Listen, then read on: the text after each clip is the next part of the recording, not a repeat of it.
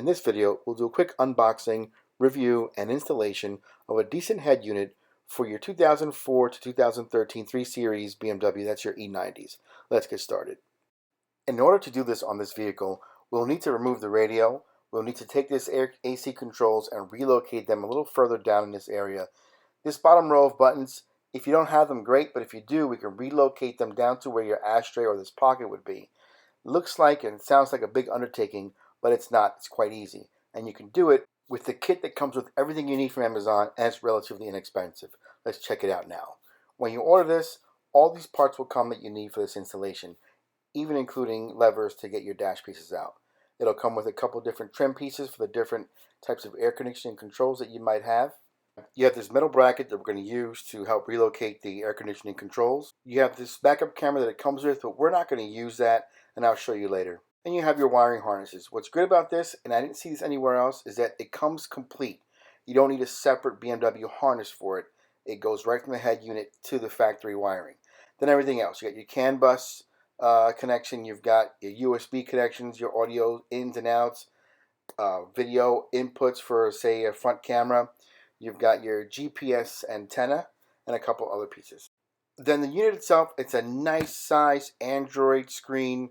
It's custom built for the E90, so you'll see those two screw holes that'll go right into the dash, and it'll be a good look.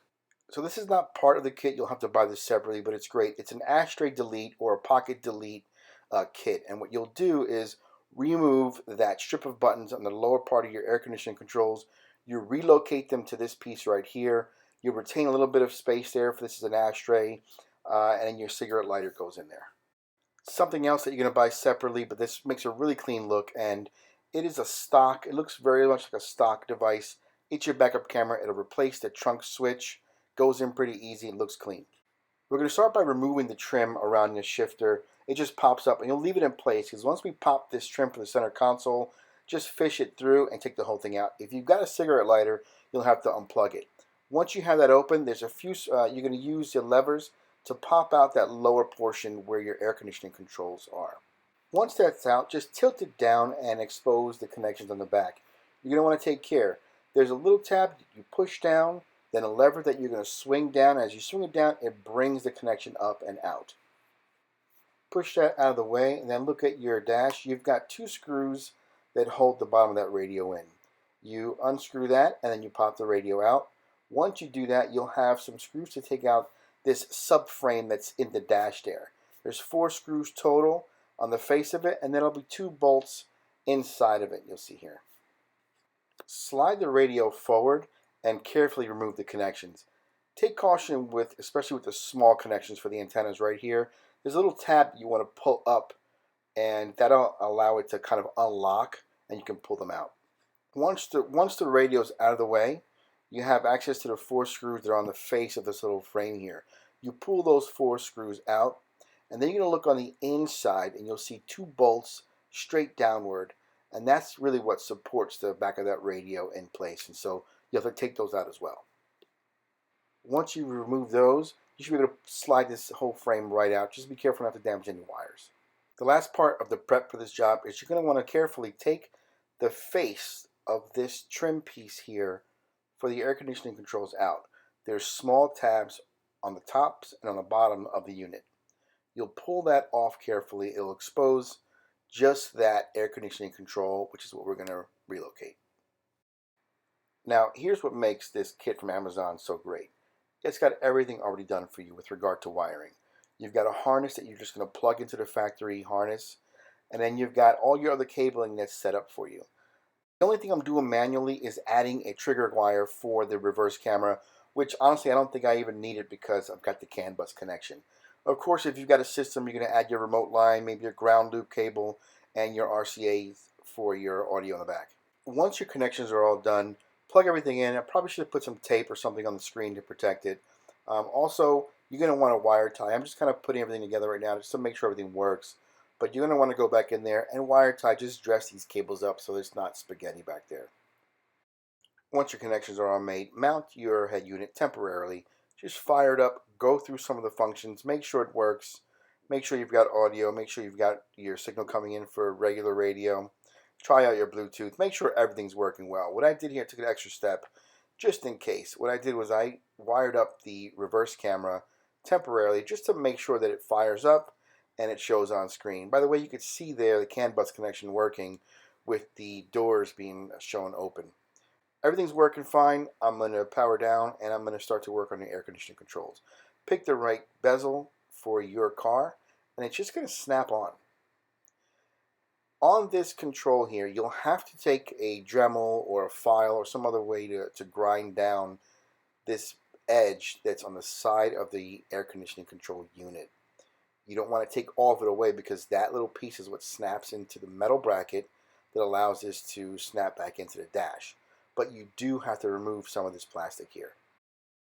Before we do that, we have to assemble this metal bracket here. This is what allows us to relocate the AC controls. There's these little ears that you're going to attach with tiny screws. Careful not to lose them. Careful not to over tighten them. Tighten those up and then you're going to assemble it into the dash using two of those screws that you took out earlier from that frame.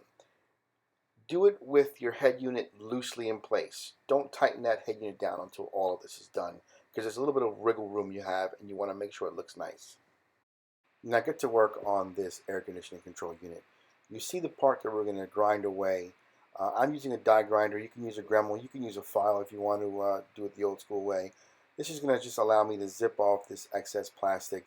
We're going to leave that center piece, right? That's the piece that snaps into those ears and what holds this unit in place. Once you have that plastic removed and you plug the connections back in, this unit really just pops right into that metal frame. I'm not crazy about the way the bottom protrudes, but there's not much you can do on this car. The other thing to remember is that there's a ribbon cable in the back of the AC control unit, and you're going to have to just lay that as flat as possible and let that go down behind. It won't get pinched by this center console trim, but you'll need it down below to relocate those buttons to the Ashtray delete kit, which is pretty easy to install. You'll have your center console trim here. There's 4 screws to remove that pocket or the ashtray. You put the kit in, you snap the switches in, and it just snaps all into place.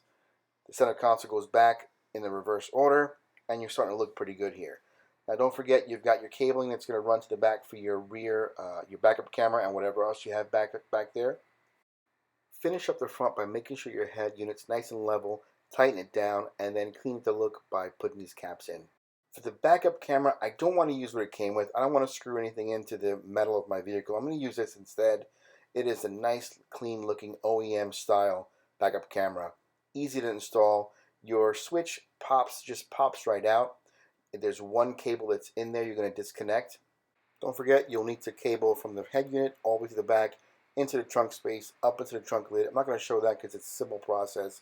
But once you get that cable up and behind this space here, you just plug it in. The new camera and trunk switch actually just snaps into place, and then you're good to go.